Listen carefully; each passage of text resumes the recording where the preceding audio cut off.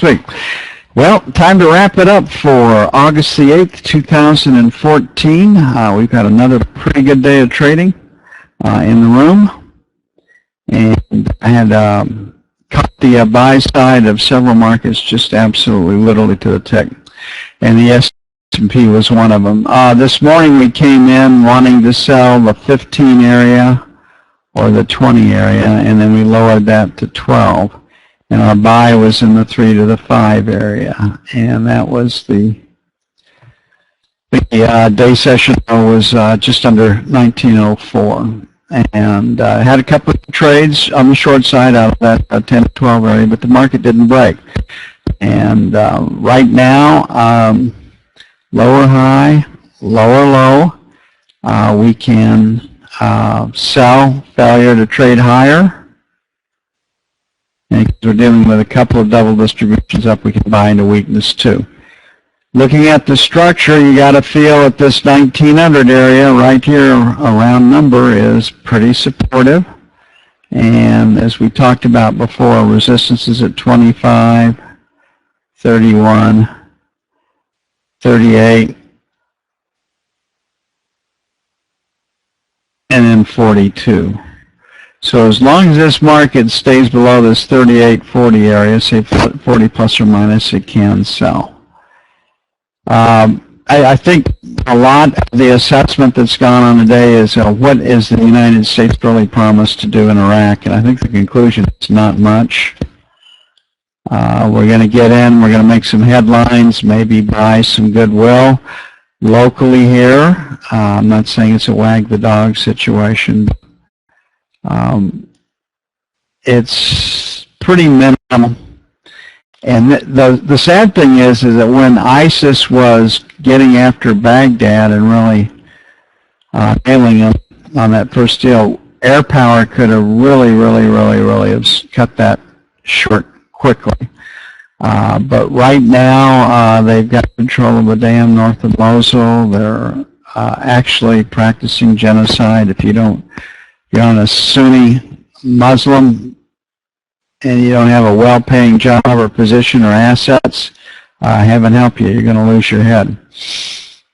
And that's never good. The Middle East is so tribal, and religious wars are just, it's just the fabric of that society. So this won't resolve until ISIS has conquered Iraq or Iraq has eliminated ISIS. And if I had to bet on the eventual elimination of somebody between Syria and Iraq, it would be ISIS, but it's going to not happening very quickly. So we got support right here at 20, and we have support at 15. The breakout, I think, will be retested, probably early next week, and if it holds, the market can trade up. So we'll put our first sell 24 to 26, and then 29 to 31. I'm going to open up the buy side a little bit, 13 to 15, and what was resistance early on this morning, 10 to 12, will be buy 2.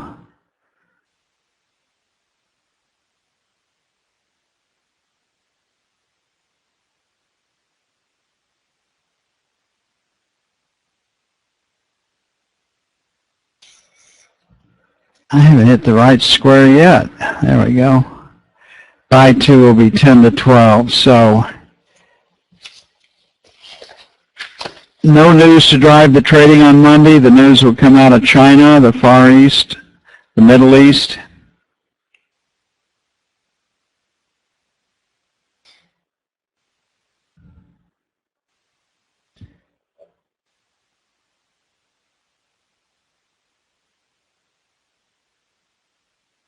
Looking at the note, we said if the E-mini rallied and broke out of its present range, and it did in I period, it would pressure the financials, and that's pretty much what happened.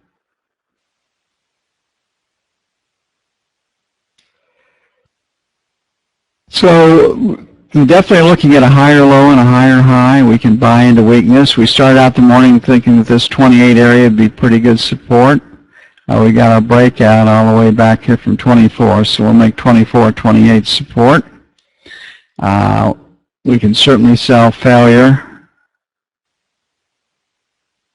to move through resistance also. So I still think that when it's all said and done, that you're not going to see heavy shorts set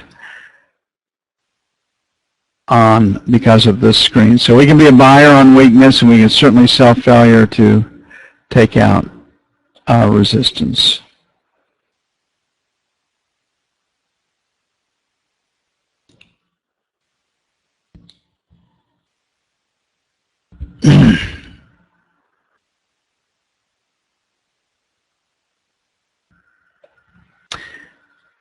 Okay, usually the moves out of the middle on this contract are to the tick, but not this time. So our 01 was support.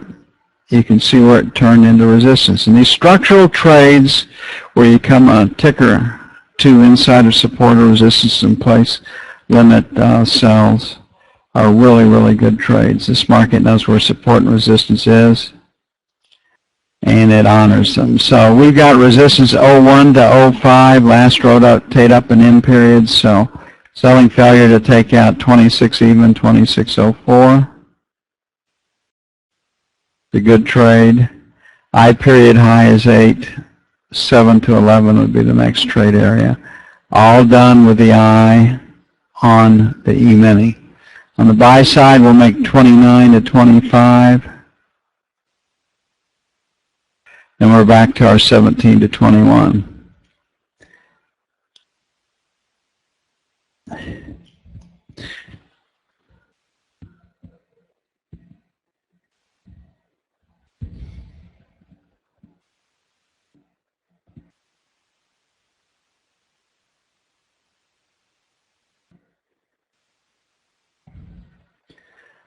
You get the ZB. The ZB came off a little bit, but it's still holding pretty nicely above the buck, so it's north of 13.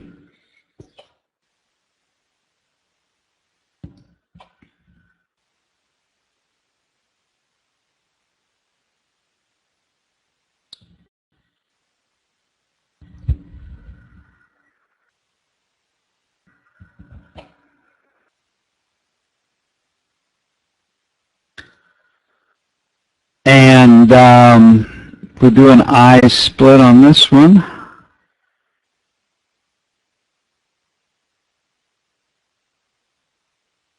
See pretty good resistance at 18. We're currently at 10, so selling failure to take out that 16 to 20 area.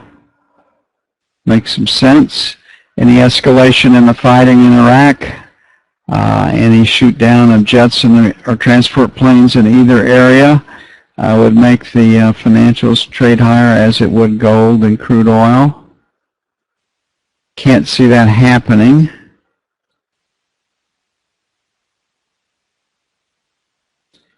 And we'll lean against the top of value on our second sell up here. On the buy side,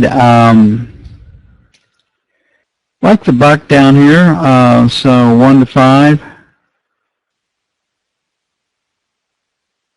And then 29 to 25. Again, I can't see financials really selling until peace breaks out, or it becomes obvious, you know, that we're sending 1 or 2 jet sorties a day into Iraq and not really doing too much.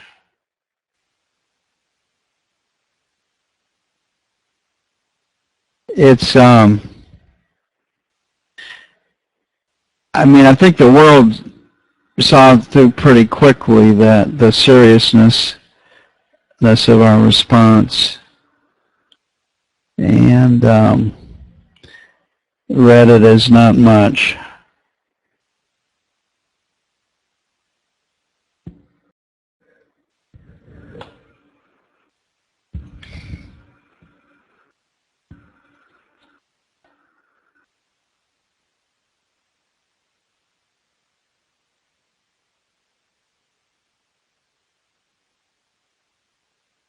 read some articles this afternoon where the ISIS is beheading and crucifying children.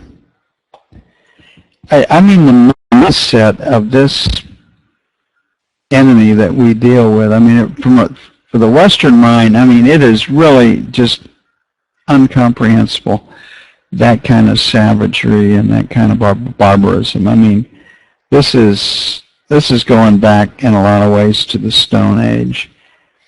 And our political mind and our university minds think that we can sit down and reason with these people.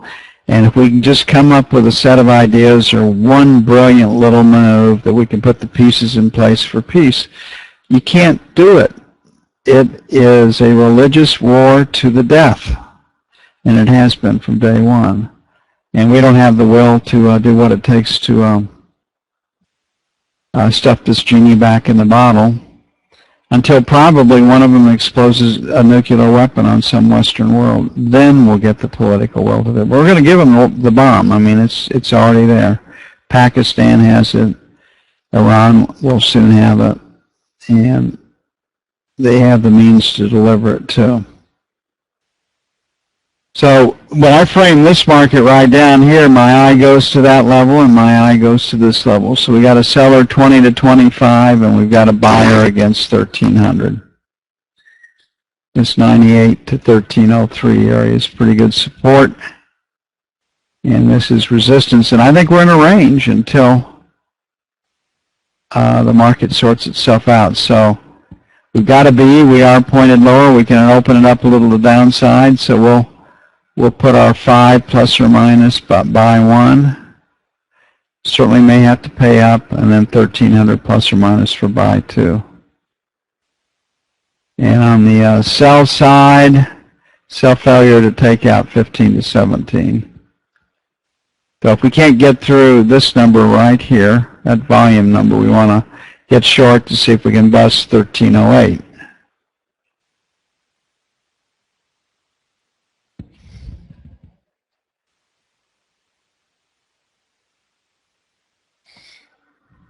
There's an interesting article out there by a fellow that I'll post, and it really is how we should do our foreign affairs.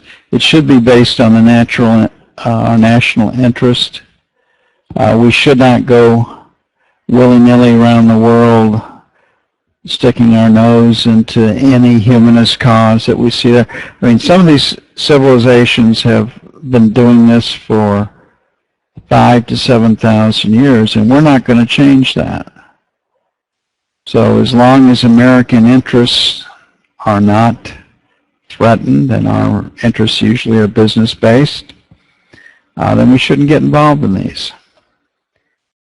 But I'll put it up there. It's a short read, and it's just really worth thinking about. So, you know, we get caught up in international. It's for the children, or it's for this, or it's for that, and it should be for our national interests, as cold as that can sound.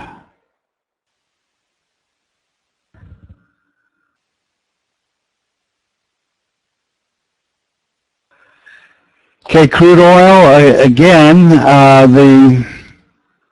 you can see there's pretty good buying below 97.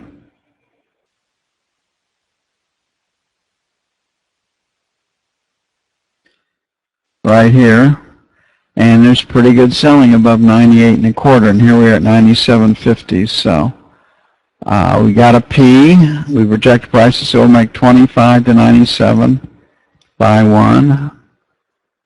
And then our 50 to 75 for buy 2. I don't think, because ISIS is on the move and actually gaining strength, consolidating their wins, I don't think we can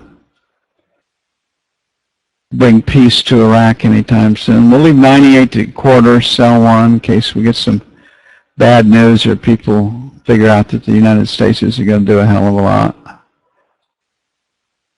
big article out of Germany late today talking about how stupid the United States is, and the Europe for following to take on Russia right now, and a lot of economic growth, especially in Germany, has come from selling to Russia. And there's that old saying that a businessman will manufacture and give you the rope that you use to hang him, and it really is true. A businessman is focused on production, manufacturing, and profitability to stay in business. He doesn't much care under what political form of government or what the conditions are that he gets that in. They love fascism. They love a dictator. They love being at the top of the political heap, the cash. They'll have a protected business then. And so their natural spot where they end up, given their thinking. And everybody blames capitalism as, getting us and creating all these problems. A capitalist, private ownership with protection from the state, known as crony capitalism, is what those that are at the top of the cash pyramid or the mature indices really prefer. And so here, it's really, the irony is that the left, preaches and screams against productivity and against capitalism and the rest of it. And given half a chance, business would side with them, as some do already. So 33.50 is pretty good support.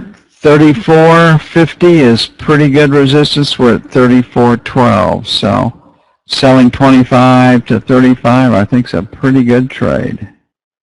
And then selling 50 plus or minus would be an even better trade. Peace with Russia will rally this. Talk of more war escalation will take it down. Longer term, I think it is a sell.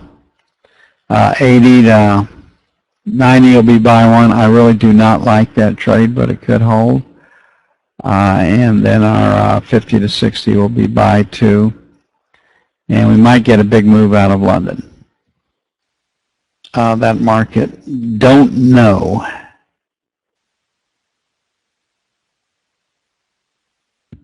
That's all I have for August the 8th.